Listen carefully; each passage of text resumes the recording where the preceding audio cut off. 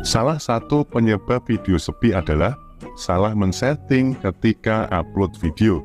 Dan video ini akan membahas apa saja kesalahan tersebut dan bagaimana yang seharusnya dilakukan.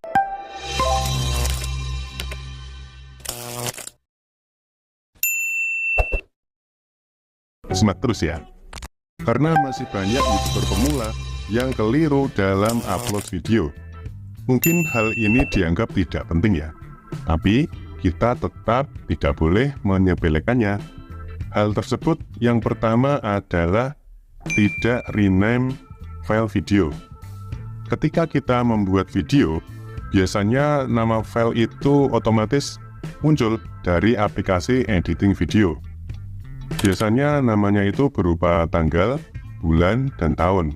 Kemudian kita langsung upload file tersebut ke YouTube ya. Nah, sebaiknya teman-teman rename dulu nih, atau ganti nama filenya menggunakan kata kunci atau judul video teman-teman. Kemudian di belakangnya ditambah dengan nama channel teman-teman. Nah, hal ini bertujuan agar sistem YouTube segera mendeteksi file video atau video teman-teman itu membahas tentang apa. Jadi nanti sistem YouTube bisa merekomendasikan video teman-teman ke penonton yang tepat. Kemudian yang kedua adalah tidak mengganti thumbnail. Nah, agar bisa mengganti thumbnail, teman-teman harus mengaktifkan fitur menengah di kelayakan fitur setelan channel. Kalau sudah aktif, nanti teman-teman bisa mengganti thumbnailnya ya. Nah, sebaiknya teman-teman jangan menggunakan thumbnail otomatis ketika upload video ya. Karena thumbnail itu adalah hal yang pertama kali dilihat oleh penonton ketika video teman-teman muncul di beranda mereka. Jadi teman-teman buatlah thumbnail semenarik mungkin dan yang membuat penonton penasaran. Jadi nanti penonton ketika melihat thumbnail kita, mereka akan penasaran dan akan klik video kita, akan menonton video kita. Nah, teman-teman bisa membuat thumbnail ini menggunakan aplikasi editing foto atau editing gambar ya. Kemudian yang ketiga adalah segmen otomatis. Nah, settingan ini bisa teman-teman temukan di YouTube Studio versi website ya. Jadi ketika teman-teman mencentang settingan ini, maka video teman-teman nanti akan terbagi menjadi beberapa segmen atau terbagi menjadi beberapa bagian ya. Nah, hal ini sebenarnya kurang baik teman-teman, karena ketika penonton mencari atau menelusuri video kita dan menemukan video kita, terutama di Google ya, nah itu nanti penonton akan menonton video kita itu hanya di bagian tertentu saja. Jadi tidak menonton video kita itu mulai dari awal ya. Jadi nanti video kita itu akan terkena skip. Nah, jadi sebaiknya teman-teman tidak perlu mencentang atau tidak perlu memilih settingan ini ya. Agar penonton itu ketika menemukan video kita, mereka akan menonton video kita mulai dari awal sampai akhir. Jadi durasi tonton video kita akan menjadi lebih baik. Kemudian yang keempat adalah tidak setting kategori. Nah, ini banyak YouTuber pemula yang tidak melakukan settingan ini ya. Mungkin karena kelewat atau tidak tahu harus diisi apa. Tidak tahu tema videonya itu termasuk dalam kategori apa. Nah, jadi teman-teman perlu menentukan tema videonya atau tema channelnya itu tentang apa ya. Kemudian teman-teman silahkan pilih salah satu kategori yang paling sesuai, yang paling mendekati dengan tema yang dibahas teman-teman. Nah, jadi teman-teman harus memilih tema sesuai dengan kategori yang disediakan oleh YouTube ya. Usahakan sebaiknya teman-teman fokus di satu tema, jadi teman-teman nanti konsisten memilih satu kategori di tema videonya ya. Hal ini agar sistem YouTube bisa merekomendasikan video teman-teman ke penonton dalam kategori yang sudah teman-teman pilih. Kemudian yang kelima adalah tidak tunjukkan like.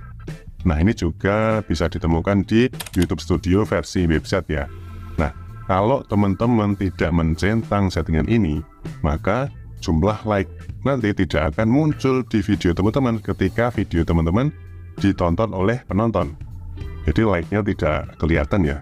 Nah, sebaiknya teman-teman centang settingan ini, tunjukkan like teman-teman. Jadi ketika teman-teman memilih settingan ini, nanti jumlah like teman-teman akan muncul di video ya, ketika video teman-teman ditonton oleh penonton. Karena penonton itu cenderung akan melanjutkan menonton video ketika melihat jumlah like video kita. Apalagi kalau jumlah like video kita itu banyak, maka penonton akan semakin tertarik untuk menonton video kita. Jadi jangan lupa untuk centang tunjukkan like. Kemudian yang keenam adalah tidak memasang layar akhir. Nah, banyak juga nih yang tidak menggunakan fitur ini ya teman-teman. Padahal fitur layar akhir ini mempunyai fungsi yang bagus banget teman-teman. Fitur layar akhir ini bisa mempromosikan video lama kita di video kita yang baru. Jadi kalau kita setting layar akhir, nanti thumbnail video lama kita akan muncul di akhir video kita yang baru. Ketika nanti penonton melihat thumbnail video lama kita tersebut, kalau penonton tersebut tertarik, maka mereka akan mengklik dan menonton video kita yang lama. Jadi video kita yang lama itu akan mendapatkan views yang naik lagi ya ketika muncul di video kita yang baru. Kemudian yang ketujuh adalah langsung setting publik. Nah, ini masih banyak yang keliru ya teman-teman. Masih banyak YouTuber pemula ketika mereka upload video itu langsung di setting publik.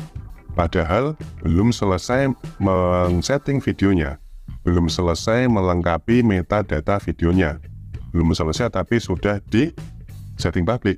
Nah, hal ini kalau dilakukan maka sistem YouTube tidak akan optimal, tidak akan maksimal membaca data video kita itu tentang apa. Jadi nanti ketika video kita direkomendasikan itu bisa salah sasaran, bisa tidak ke penonton yang tepat. Nah, jadi sebaiknya teman-teman ketika upload video, itu videonya disetting pribadi dulu ya.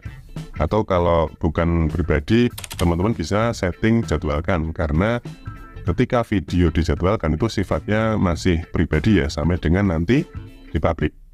Nah, jadi teman-teman setting publik dulu atau jadwalkan, kemudian teman-teman selesaikan dulu nih setting videonya, lengkapi dulu semua metadata videonya.